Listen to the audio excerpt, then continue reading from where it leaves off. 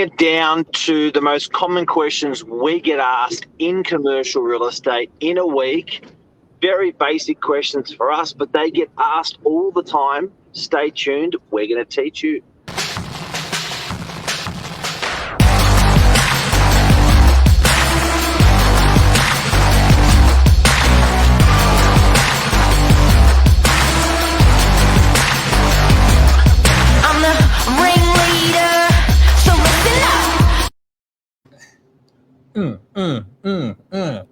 Marky Mark, how are you? Day. Yeah, good. Another beautiful day. We're here on the weekend. Short week, blasted into the weekend. We're talking about commercial.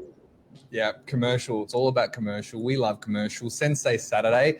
We're going to break the rules a little bit. We're going to deep dive into all these questions that we get asked, and like you said, they're most of the time very basic questions for us, and people just don't know. So I think let's start shooting them off, shall we? Yeah, go. Do you need a contract of sale to market your commercial property? No. Why? No. And the reason why people keep asking is in residential, you must have a contract to sell the property. When you are a buyer walking through, you can ask for a contract. When you're a seller, you cannot advertise, put in the newspaper, put on the internet, put a signboard up, put it on social media if you don't have a contract. Commercial, don't need a contract. Don't need a contract. Love it. Yeah. And that's because they feel like consumers are savvy enough being commercial buyers that they don't have to follow those laws. So due to anti-gazumping laws in the early 90s, it was made necessary for a contract to be prepared for residential, but they didn't put those laws across to the commercial markets. So when you are selling a commercial property, you do not have to spend $500 on getting a contract prepared. Beautiful. Thank you. Love it. Number 2, how much bond do you need in order to enter into commercial lease? You know, we get asked that all the time. Is it 3 months, 4 months, 5 months, 6 months? How much bond do we really need? You're a tenant, you're trying to just weigh up the costs. You're weighing up everything at that point in time. How much do you need? James Bond. So with bonds, again, it's confusing. It's not regulated like it is with residential. People may not know, but with residential bonds, you cannot change it if it's furnished. You cannot change it if it's vacant. It's always 4 weeks. So people get confused when they go across to commercial. Commercial, again, not a lot of rules there, and it's a commercial negotiation between the landlord and the tenant. So generally, what do we charge? What does the landlord charge for a bond? Generally, it's 3 months rent plus GST. That's the most common that we've come across. I'd say the bigger the business or the enterprise, the bigger the property, the longer the term, it can get stretched to that 6 months rent plus GST, believe it or not. You can use a bank guarantee. You can't do that in residential. The requirement for it to be invested is different in commercial, and you have bond top-ups, which you don't have in residential. So if you've been in the property for 9 years in residential, the original bond you paid will be on the old rent. But if you've been in 9 years in a commercial, as the rent goes up, the bond gets topped up. Nice. Oh, yeah. Yep. Very nice. Next question. 3, I'm a vendor. I've got a commercial property asset. Is it better if I sell it vacant or I sell it tenanted?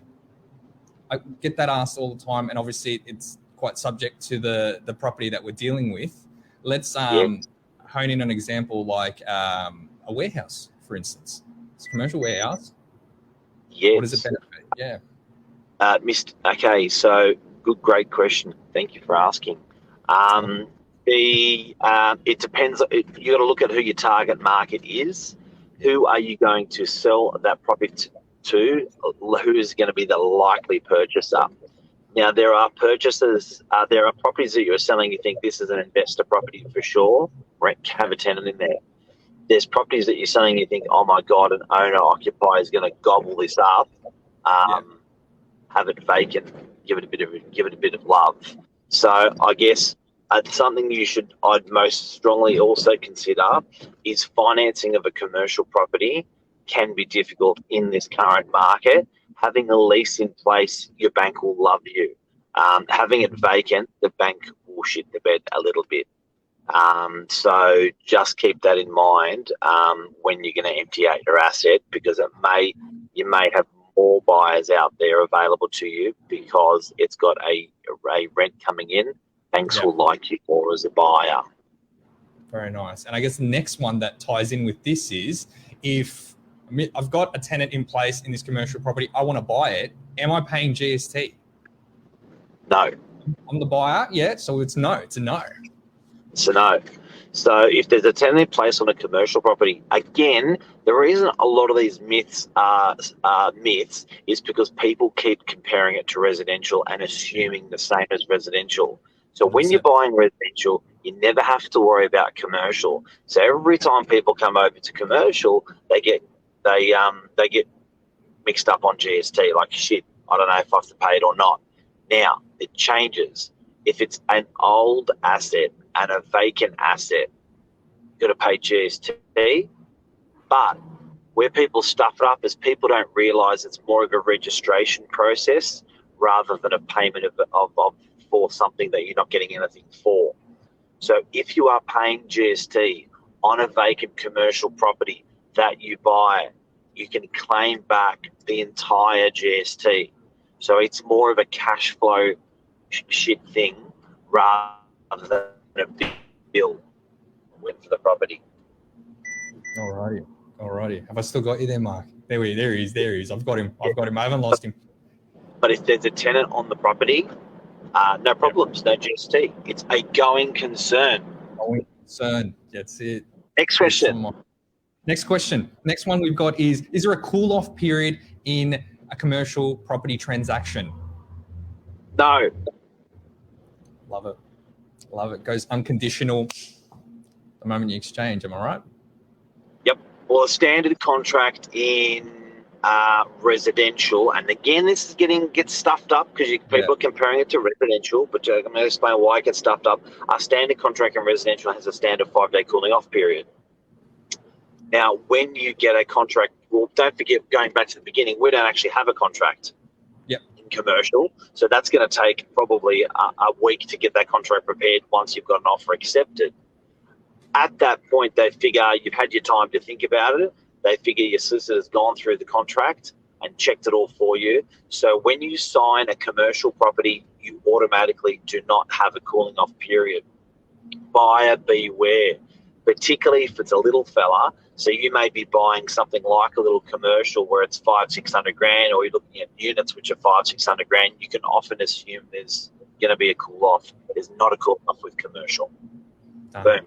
I like it. Boom. Next one. I'm a tenant in a commercial property. Whose responsibility is it to look after that air conditioner? Got an air conditioning system in there. Whose responsibility is it? The tenant or the landlord? It's negotiable. Yeah. It's negotiable. You may find some buildings, it's part of the base building. So the strata will look after it. But I've got to say, if you're a tenant or you're a landlord, get your wording right when it comes to air conditioning. Make sure you've allocated that the tenant's going to be looking after it or you're going to be looking after it, because it does add up. It certainly adds up over 5 years. Fire services is another one to watch out for as well. Yeah, absolutely. Next one. I've done all this awesome fit out in my commercial property as a tenant over the years. I love it. I've appreciated it, put a lot of money into it. I've got to make good clause in my lease. What does that mean? What do I do? Get asked that a lot of the time. Tough titties, rip it out. So your labour of love is gone. Most, I'd say probably more like 90 to 95% of properties, the landlords will ask all of that beautiful renovation to come out to go back to how you how you found the property. Sometimes it's just so good, the landlord just can't refuse. He says, yeah, leave it. We love your fit out. Yeah. It is so subject to landlords, subject to the property. I think one of the next touch points is incentives. I'm entering into a commercial lease. How long can I ask for rent-free period? Get asked that one all the time. Depends how long the property's been vacant for, how desperate the landlord is. It depends of your profile. It depends on how much value you're going to add to the property. If you're going to put in air conditioning, that's going to cost a lot of money. You may ask for a bit more rent-free. So it is quite open that way, isn't it? So generally 3 months. Yeah. I'd say the standard. I've come across a 2 or 3 month rent-free period. I've seen in excess of 6 months, but in a case of 6 months, I'm talking there is a dramatic amount of fit-out work that's going to be involved in the property. We're talking about a super cold shell, or something that's not even developed yet.